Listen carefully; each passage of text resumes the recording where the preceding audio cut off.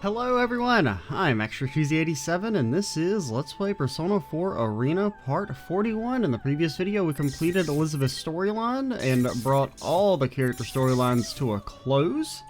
In between videos I also went back and did all of Yu's thing again to do the different dialogue options so we could get the red clear check for him and get that nice 100% in the corner.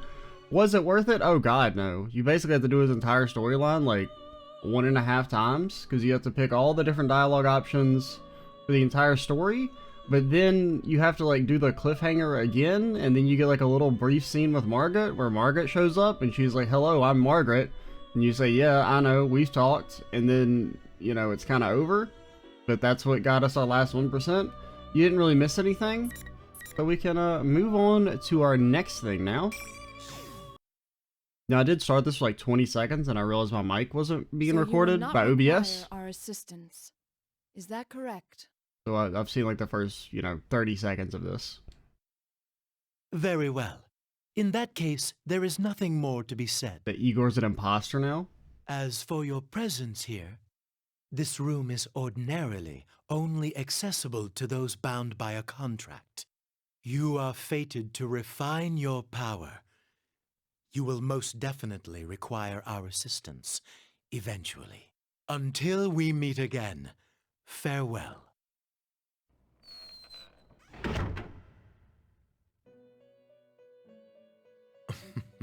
Most intriguing. Are you certain about this? Our domain is indivisible from the destiny of our guests. Nothing meaningless happens in this room, which can only mean that the fate of our visitor just now will be... Margaret? Pardon. I spoke out of turn. Yeah, don't speak out of turn or else he'll poke you with his large nose. We are only allowed to watch over and assist those guests who are bound by the terms of the contract. Indeed. So, the young man Yu Narukami is tied to our recent guest's fate. I wonder what fate, or rather, encounter will await him. Yu Narukami. Now that's a guest who never ceases to amaze.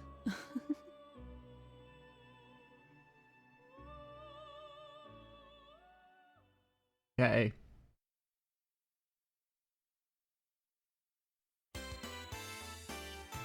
It's May 5th, the day after we saw Labrys and the Shadow Operatives off. We're in the corner of the chaotic as usual Junos food court. I had a hunch this was gonna happen. Well, your hunch isn't getting us anywhere. What are we supposed to do? There's not a single open seat. That's just how it goes at Junes during Golden Week. And on Children's Day at that. If it wasn't this busy, we'd be out of business by now. Okay, we just fight them off. They're children. What are they gonna do? They can't stop us. I don't know if it's necessarily children, but... Today's Children's Day? Yeah, don't you live in this country? Huh? I should have brought Nanako. That's what you're worried about? Like, what do you mean you didn't know what day it was? Watching the kids run around, I think back to Nanako's face, and I told her I'd be going out. She felt like she wanted to say something. I feel a little bad I didn't ask her about it. But given what we came to talk about, I couldn't take her with me. I wonder if she's watching TV alone now, like she usually does. Yo, Senpai! I got us some seats. Ooh, good job, Kanji! That's pretty impressive, Kanji.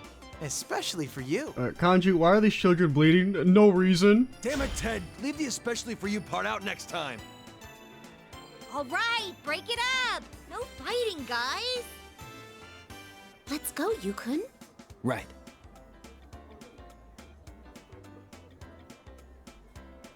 With Yukiko spurring us on, we moved to the seats Kanji saved. There was a table for 4 with 6 chairs he found somewhere. After waiting for everyone to be seated, Yosuke clears his throat as if to drive away all the noise. So it's a great day out and, Dude, I don't think this is the time for that. well, how else should I start off? Look at the size of this crowd. I'd say I made the right call showing up like this. If I came in my usual costume, the little kids would be swarming my adorable bod. I'd be mobbed. Oh yes, I've seen how the children tear off your fur from time to time. Oh no. Wow! Are you being nice to me, Yuki-chan? Has our love finally blossomed? Huh? Of course it hasn't. Shot down as always. It's because you never learn. Well, let's get down to business. We didn't get to talk much yesterday after all. Man, maybe we should have picked the river park, or the riverbed, somewhere more discreet. Hanadichie. We gathered here yesterday after seeing Labrys off, but there wasn't time to calm down and talk about what had happened. In the end, we agreed to leave the details to tomorrow, which is now today. Don't worry about Children's the crap. Day. Let's start the investigation team meeting anyway. Yeah, though we are missing 2 people. It's just not the same without our full roster of pretty girls. Oh, not only Rise-chan, but Nao-chan couldn't be here either. Well, it's not like the other day, where we just lost contact with Rise. Mm-hmm. She seems really busy. She said she had work during the holidays, too. At least we got to talk to her yesterday. Yeah, Nato-kun's job is keeping her busy, too. I guess it's the same old for them. Nato-kun knew things about what happened that not even we did. Apparently, she knew about Mitsuru-san and her friends from the start.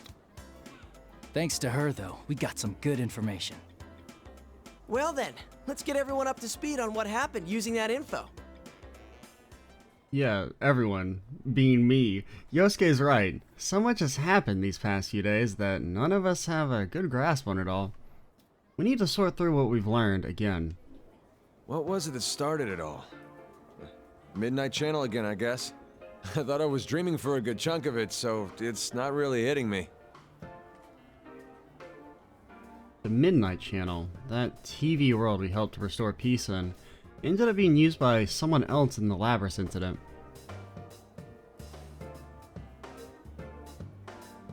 Labrys is the 5th generation anti-shadow suppression weapon, a girl with a mechanical body who was stolen from the Keijo group, one of Japan's biggest conglomerates.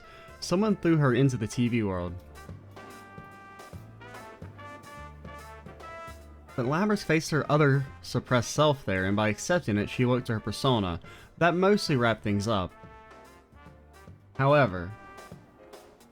So who exactly was it that put Labrys inside the TV? And why? At first, I thought the culprit was At jealous of my first? popularity and tried to break us friends up. Mm-hmm. But that wasn't it. Their goal was to disrupt our hearts by making us fight each other, and then steal our personas after they returned to being shadows. Naoto said as much too. I don't know. Turning them back to shadows and stealing them. That doesn't sound like something just anyone could pull off. Maybe not, but we know for certain that the culprit was using that method to try and gather powerful shadows. Gathering shadows, huh? That's definitely not something any normal person would do. The atmosphere darkens after Yosuke's remark. During the silence, I recall the events leading up to yesterday.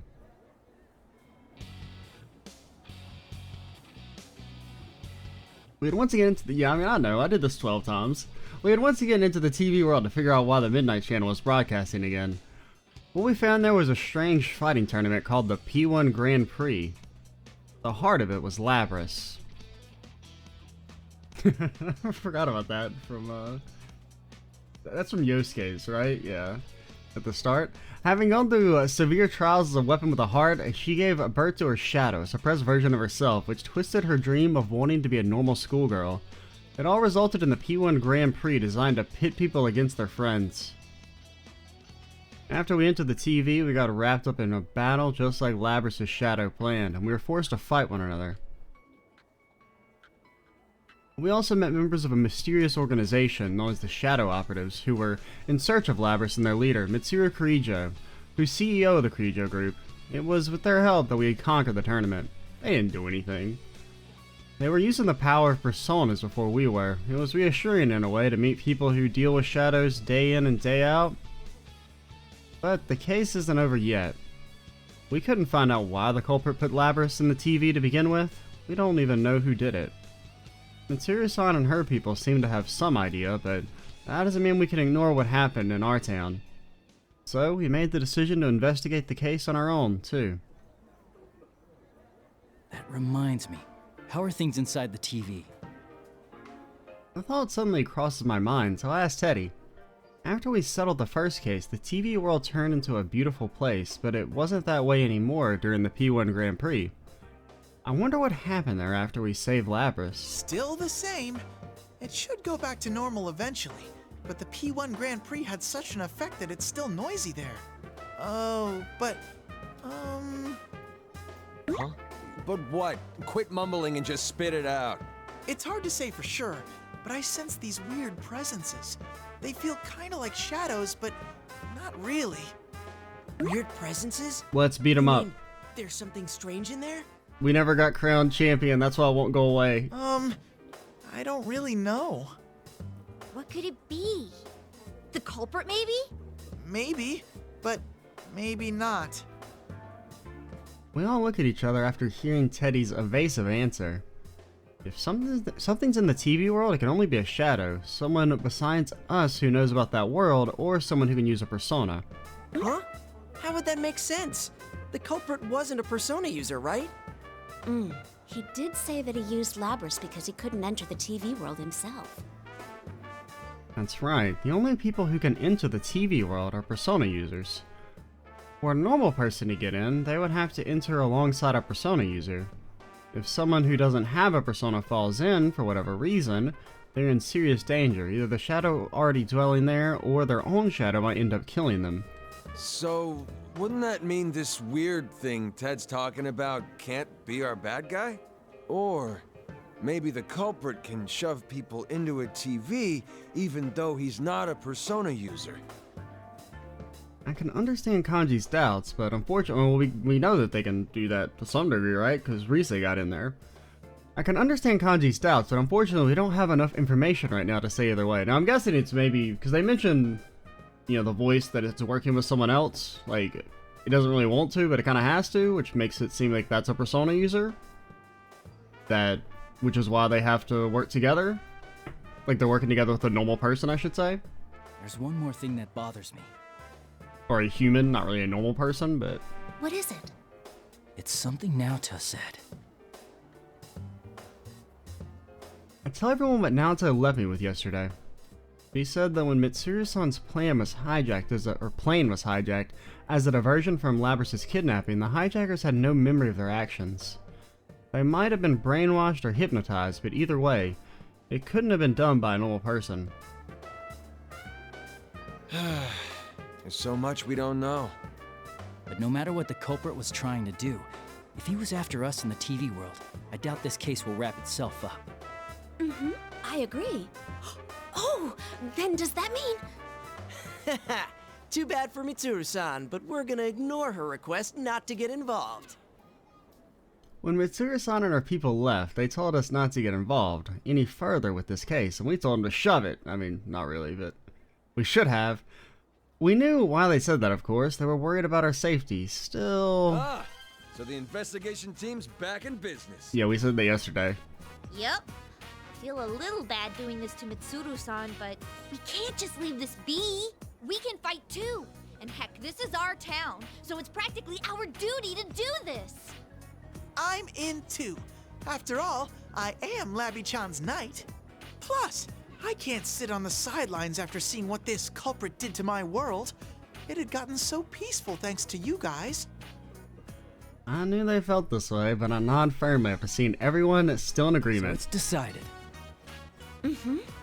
We have to return the favor of getting stuck with those strange epithets, too.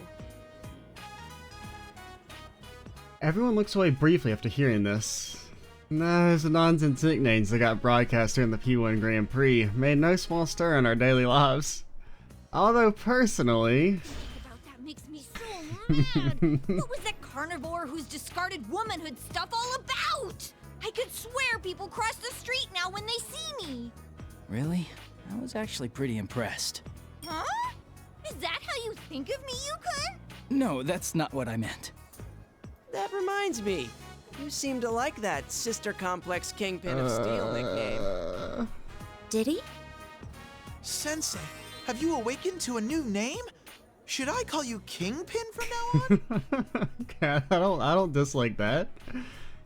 I wonder if it's just my imagination that what Yosuke said just now hurt worse than the nickname.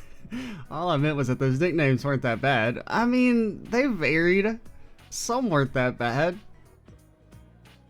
Still, I admit I was honestly impressed at how precise those taunts were in striking at each of our hang-ups. This sure has turned out to be some Golden Week. And after you took the time to come see us, too. No kidding.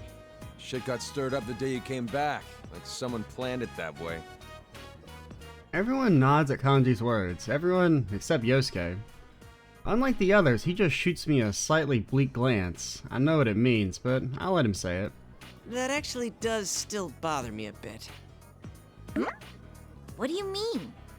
Oh, I guess the timing? It's like whoever did this was waiting for you to come back. I agree with him.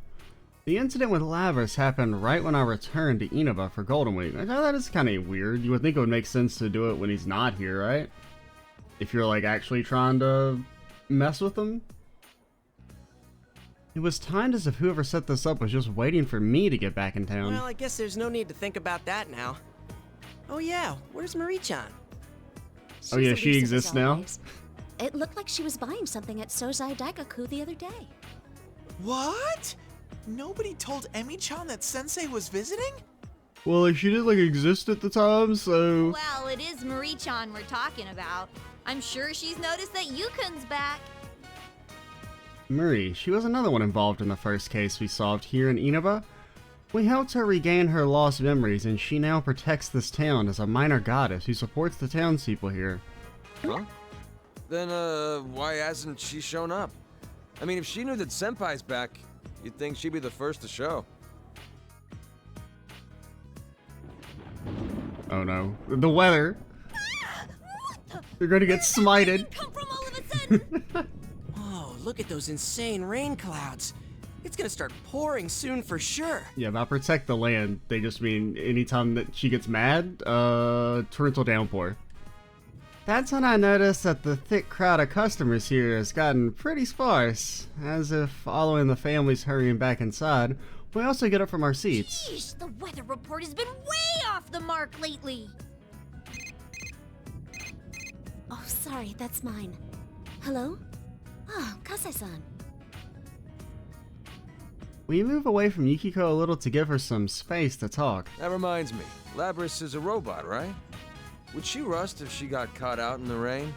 I would assume no. Nah, I doubt it. The Kirijo group developed her after all, and they wouldn't be that cheap. Mid-chan's group sure is amazing. Her stuff is way better than Junes brand electronics. Well, I mean, it's not really a fair comparison. Shut up! And don't go dissing your own employer. Nah, diss them all you want, Teddy. As Yosuke and Teddy snipe at each other, Chie gazes up to the cloudy sky. When she notices me looking at her, she shakes her head, telling me not to worry. Labris is with Mitsuru-san and her friends, right? I wonder how she's doing. After the P1 Grand Prix, Labris joined Mitsuru-san's shadow operative since she has a persona now. Even as we speak, she and her companions are probably chasing the culprit who threw her into the TV. Don't worry, I'm sure she's doing fine. If all goes well, we'll see her again in no time. Yeah, since we made our decision to stick our noses into this case, that means that we're after the same thing. Labris and the shadow operatives are. It seems possible we might meet up with Labris again somewhere soon. Then again, we're doing this without Mitsuru-san's permission, so I can't say I'm eager to run into them. Yeah, you're right. Man, I should stop being such a worrywart. Hey, looks like Yukiko-senpai's off the phone. Oh, welcome back, Yukiko. What was the call about? It was the inn. It seems a group of our guests is still out. We didn't have any umbrellas ready for them, so I think a lot of them will come back drenched. Sorry, I have to go back for a bit. Oh, right. I forgot this is a busy time for the Amagi Inn, too. Actually, shouldn't we be heading home ourselves? Ugh, if this keeps up, I bet it'll keep raining into the night. Raining, huh? That thing's not gonna come on again, is it? Our meeting has accomplished nothing, by the way. Everyone turns around at Yosuke's words. He says that thing, but we all know what he means. He's talking about the Midnight Channel, which came on at midnight on a rainy day.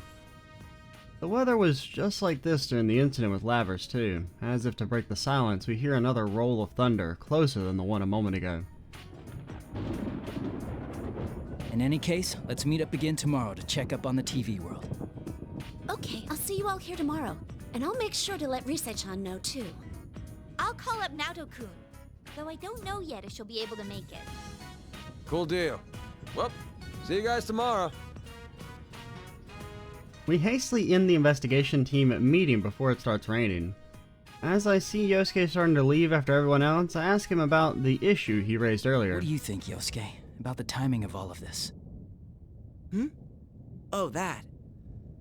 I don't know, I might be overthinking this, but if the culprit happens to know you, would that give some hint of who it might be?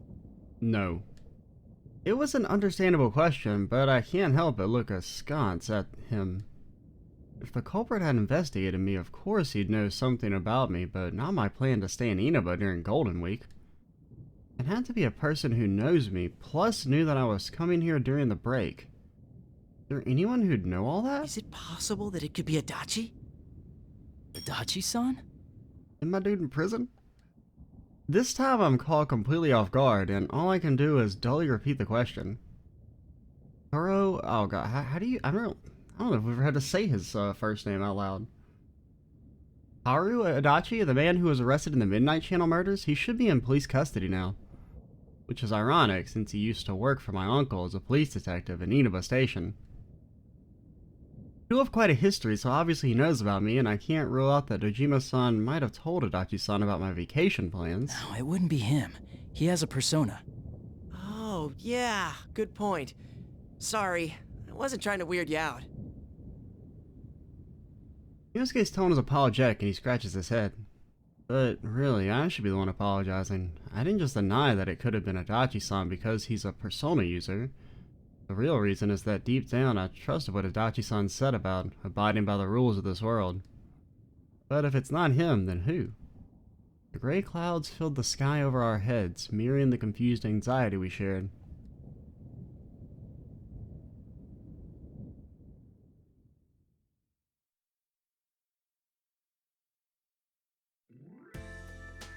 And then Dad came on parent visiting day, so I made sure to raise my hand to answer all the teachers' questions. Nanako, you told that story 3 times already. No, I didn't. Nanako, who had been talking non-stop throughout dinner, sulks at Dojima-san pointing that out. Whether or not she'll admit it though, I've definitely heard that story several times. Either parent visiting day made her that happy, or she was looking for any excuse to prolong our conversation. Well, whichever it is, Nanako seems happy, so I don't mind much. Oh, and guess what? I saw a really long car yesterday. Oh no? A really long car? That rings a bell. She must be talking about that extravagant black limousine that Mitsuru-san and her shadow operators drove in. Oh, you mean the limo that was driving around town? Yeah, I heard about that. A big stretch limo in a sleepy little town like ours. I'll tell you one thing. They won't be from around here. Why do you have like an or else tone there? Dojima-san shoots me a glance while responding to Nanako's comment. He's the detective through and through. I think he's noticed something's up. I don't know what you're talking about. Sure enough, after Dojima-san sends Nanako to the sink with the empty dishes, he gets right down to business. So, what are you up to this time? I mean, we didn't ask him to come here, but there's no hiding anything from that piercing gaze. He has to know we came in contact with Mitsuru-san's people. We're so dignified, seeming that I had hoped even their outrageously long limo wouldn't stand out here, but I found myself actually relieved to be mistaken. The day you were due back, a detective from the Metropolitan Police Department suddenly rang me up to ask about the details of that case. Not only that, but I saw that Shirogane kid at the station several times these past couple of days. Was this all just a coincidence? That's... Can't answer, huh? Well, that's fine. Dojima-san gives a deep sigh and closes his eyes. That's odd. Normally he'd grill me for more information and yell at me while doing it. Look, I trust you, but this is different. Don't stick your head into the lion's den. You do understand that I'm a detective and pretty much your guardian while you're here, right? His strict, honest gaze asks me to promise that much, in return for not probing me further. I say yes, but in my mind, I'm apologizing at the same time. We're headed into dangerous waters, but it's the same as the situation when I lived here. We have to be the ones to do this. As long as you understand that. Then do whatever you want.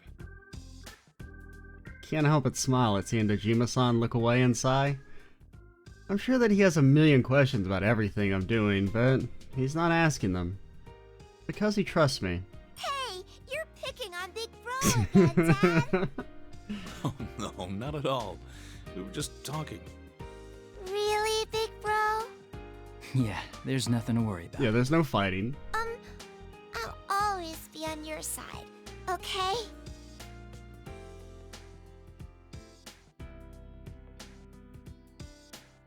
When I answer her with a smile, Nanako looks up at me with a worried expression, but her reply is earnest. Out of the corner of my eye, I can see Dejima-san looking uncomfortable, and I can't help but laugh again.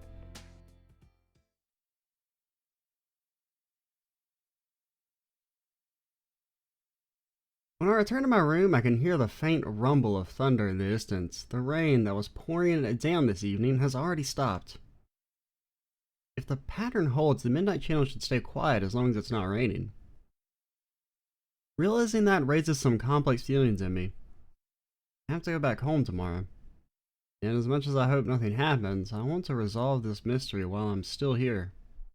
But wishing to solve the case means wishing for something to happen. Make up your mind, you. I inadvertently glance towards the TV screen's reflective surface and catch myself with an odd smile on my face. Just a little longer until midnight. Out of habit, I check the time, and the moment I look back at the TV, the screen suddenly turns on. The strong win, while the weak disappear. Tonight, we will witness the hottest battles in all history. The goddess of victory is waiting to descend upon the ring. P1 fans, are you ready? Are you ready? Time to let loose! An all-out war! The contestants in the previous P1 Grand Prix have But like, didn't we just do this yesterday? right on the heels of the last one. These warriors will create another legend here at the world-shattering P1 ring. These are battles of honor, battles of will. Sparks will fly. Some fight for pride, some fight for glory.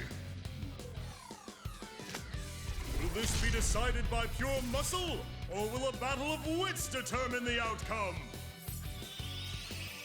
Oh no, don't hit us with your flower petals. Go from that to fucking Gatling cannon and missiles. I wonder who I'm more afraid of. Heating up! Tonight, who will win the title of champion? Who will be crowned with the winner's wreath? Whose tale of glory will resound for generations? All that remains are the dreams of the warriors. As the Grand Prix plunges into its final chapter, the P1-Climax is Barely getting started!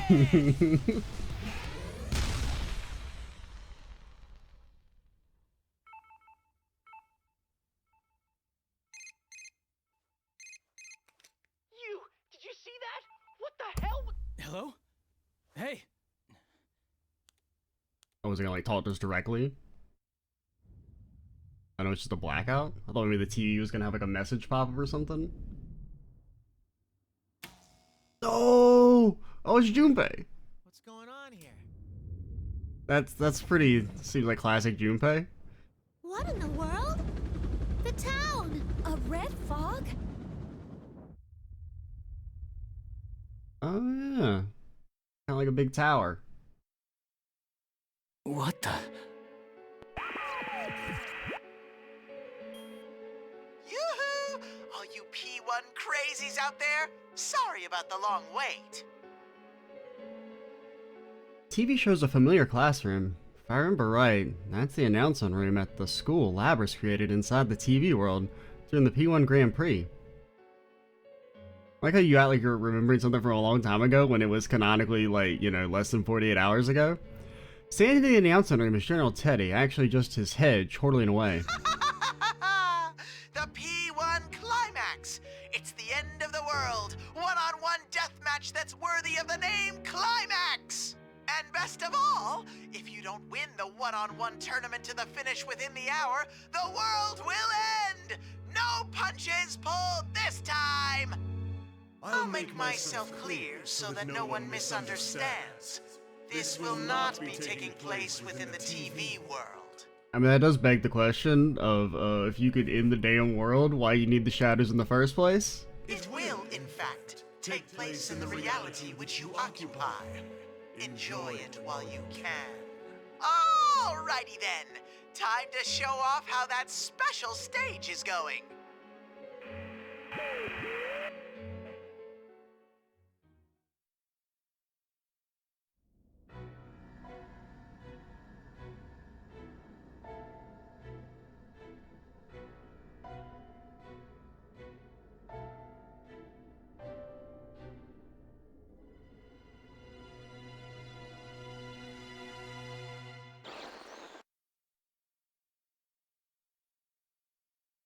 All that talk, Is they that sure got their ass kicked. Mitsuru-san?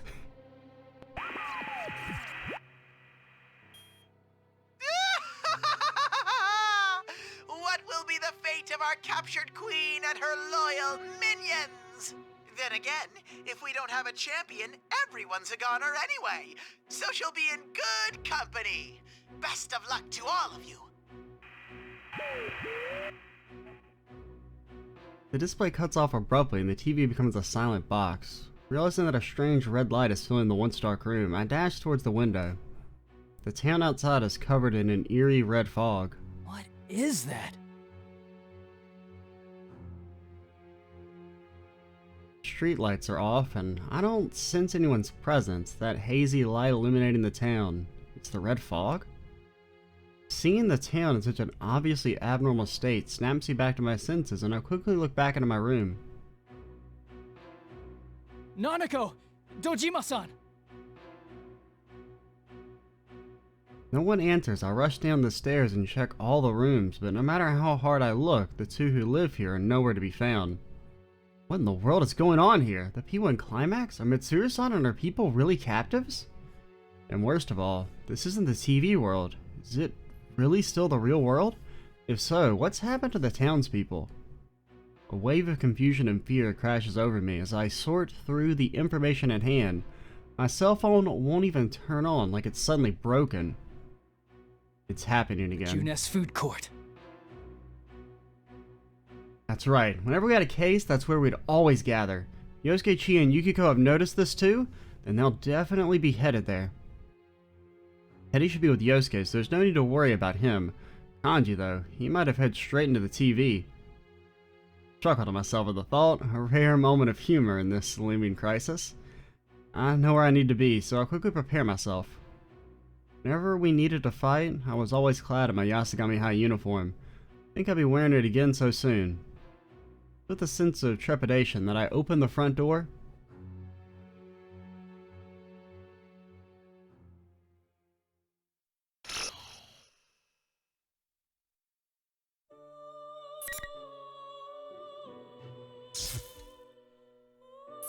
Okay.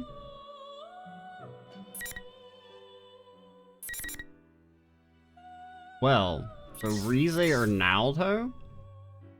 Ooh, decisions. I mean, I feel like Naoto seems like the more interesting one. No offense, Rize, but what time are we at? We're at 33 minutes. We can go ahead and start one of them. Oh my god, it's so fucking long. Oh my god. Oh man. We'll start with Naoto. We'll do about 10 or so minutes of Naoto and then call it. The clock's ticking echoes to the room and I look up from the file I hold. It seems I yearn for some mental stimulation to distract me from the sheer volume of information I'm attempting to process. But when I look up at me, all that's before me are the tall stacks of files I brought in from the reference room. Even when I cooperate with the investigation as a detective, I've only been in this room a few times. The usher must have ushered me into the drawing room on the highest floor of Inaba Station today in order to send a message. Don't draw attention to yourself. I lower my hat to rest my eyes and spend some time thinking back on the conversation I had a short while ago. I see. In other words, nothing suspicious is apparent in the current Kirijo group. Correct. There are no factors that would necessitate deterring Mitsuru Kirijo or the shadow operatives which she leads. The man holding my report falls silent, pondering something. His reaction shows that he most likely foresaw what sort of report I'd hand in. The well-dressed man before me belongs to the National Police Agency, Security Bureau, Security Planning Divisions, or in a free form, the Public Safety Police. He was the one who requested the undercover investigation into Mitsuru-san's shadow operatives. Mitsuru Kirijo seemed to have some idea who stole her cargo, yes? She did indeed. To begin with, the culprit knew the contents of the cargo which even Miss Kirijo herself did not fully understand. It follows that the culprit in this case was someone with intimate knowledge of the Kirijo group's dark secrets. How Mitsuru Kirijo deals with this culprit will surely shed more light upon her true motives. Half of that is true and half is sophistry. I need to discover the trump card that public safety is hiding. For most likely, that trump card will lead us to the culprit of this case, the one who stole Labrys and threw her into the TV world. After a moment of silence, the man places a stack of thick folders before me. If he had prepared this in advance, that means he was weighing his options. He knows of my intentions, yet he must have made the decision that what they stand to gain is worth the risk. Report to us again when you find out more. With that, the man leaves the room. It seems my gamble paid off. Whether I find out more or not, it's certain that something will happen. Labrys' kidnapper hasn't been caught, and the case is ongoing. Even now, there may be development somewhere. My friend, I think I maybe like this approach more, though. If it's like, there's kind of like one main thread to the story, and you kind of branch off to see like little, side stories with the other characters. That might be a better format than just the character-based, way the main story worked. Like, I could see there being less, like, rehashing. So I'm kind of excited on that front. So you still get to, like, preserve the idea of seeing, like, different, multiple perspectives, which I thought was cool about the character-based storylines, but seems like hopefully there'll probably be a little bit less, like, rehashing of stuff. Though it's been a while since any of us have seen you, Senpai, so the conversation may have already digressed. Sighing, I force aside the twinge of loneliness and drop my gaze to the file that my gamble won. The Kirijo Ergonomics Research Laboratory. An organization specializing in research upon shadows. What I demanded of public safety was an investigative document on the Kirijo Group Research Institute, which no longer exists. The founder of that institute was Mitsuru-san's grandfather, Koetsu Kirijo. Or Koetsu? The contents of that report were filled with matters that were hard to believe. The Dark Hour, a different world populated by shadows that seemed to intrude on the real world. The mysterious, almost alien artifacts known as plumes of dust that can induce a personality. Humanoid robots called anti-shadow suppression weapons that were developed to oppose shadows. Oh yeah, they did mention like they had 1 hour, right? So I'm guessing that's just like a recreation of the Dark Hour. Artificial persona users who gained their abilities with special drugs. Had I not seen Aiga-san and Labrys with my own 2 eyes, the supernatural contents of this file would seem ludicrously implausible. A flood of shadows and the manifestation of personas. There are many And that would similarities explain to how what we everyone like experienced. disappeared, I guess. The chief difference is that their catastrophe was artificially induced in the name of research. I sense an unwavering commitment to duty from Mitsuru-san and her team. Though they, like us, are persona users, the horrors in the file must be why I detected a very different type of resolve from them. I hesitate to look into such matters without their consent, but I doubt they would volunteer much. What I can deduce based on this, the culprit in Labrys' case is without a doubt related to Kirijo and Ergo Research. The clue that leads to the truth has to be here. And if by chance something were to happen to Mitsuru-san and her people, we would need to know more about our common enemy. Shuji Akutsuki took the position of chairman at Gekkokan High after Ergo Research was disbanded. Mitsuru-san went there. Deceased in 2009. Cause of death, falling from the school's observatory. Was it suicide? No listed family. There's no other information in regards to him in the document I gained from public safety. I'm gonna be honest, I don't remember that fucking dude. If he was in Persona 3, no memory.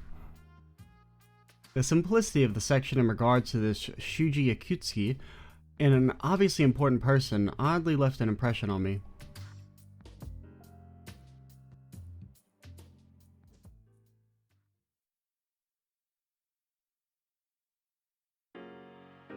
I finished reading over the material, but to be honest, it tells me little. Most of the principals involved are already deceased, including Koetsu Kirijo, Shuji Akutsuki, and the Persona users whose abilities were artificially awakened. Oh, wait.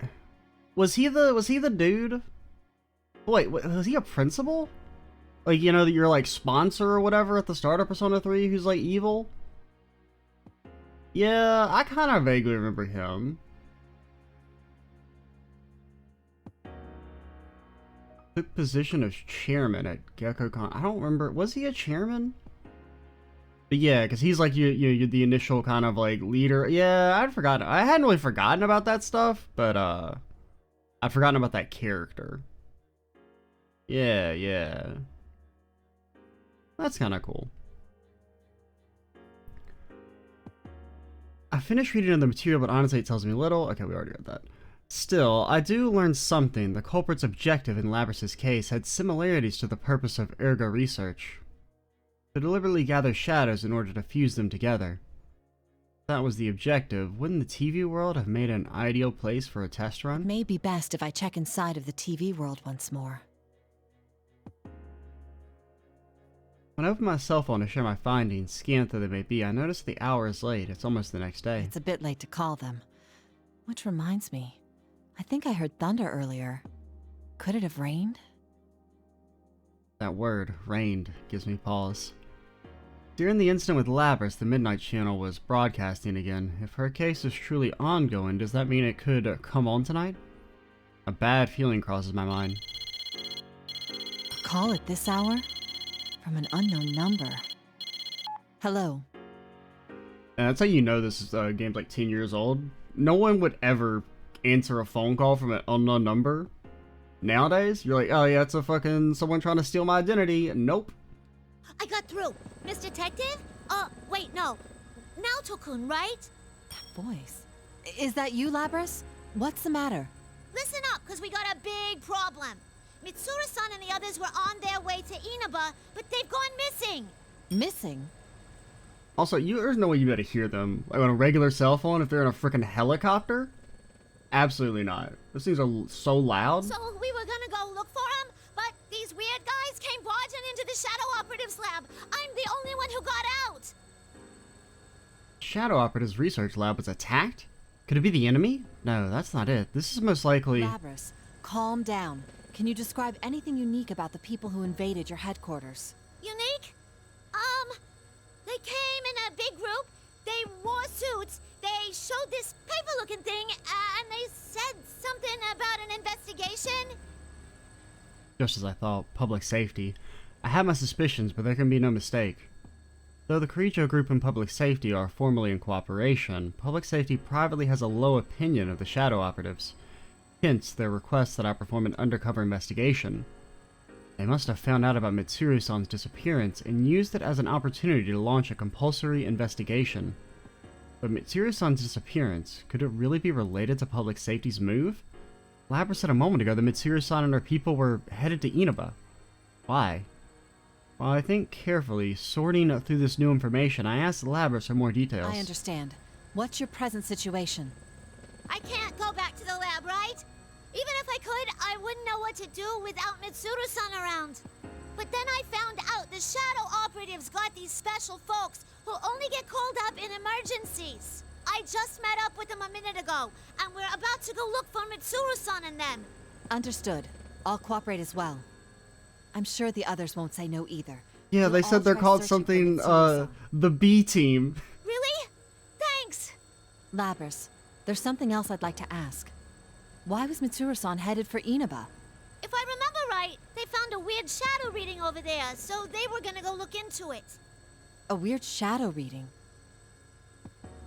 An abnormal shattering is detected in Inaba, and Mitsuru-san and our people go missing when they head out to investigate? Even if this is unrelated to the public safety matter, I can't overlook this detail. Mitsuru-san and our people are Persona users, and extremely skilled ones at that. If they are in a situation with no means of contacting help, then whatever enemy they face must be formidable. And the first such enemy who comes to mind is the culprit who kidnapped Lavras and forced us to fight in the P1 Grand Prix. She said the reading spiked all of a sudden. Did something happen over there? Nothing springs to mind. Oh, sorry, hold on a moment. I checked the clock on the wall of the drawing room. It's almost midnight. There was an abnormal shadow reading. The Midnight Channel could be involved. I need to find a room with a TV. I'm sorry, but let's continue this on the move. We should meet up at the very least. Actually, is that a helicopter I hear in the background? Yeah, I'm surprised you can tell. We have a maid piloting one right now. Oh my god, it's so stupid. Yeah, you could hear the helicopter because it's a freaking helicopter. Personal helicopter and a maid piloting it? I never thought of my family as poor, but thinking back to that limousine, the Kirijo clan seems to be on a completely different level. Let me think of a place where a helicopter could land around here.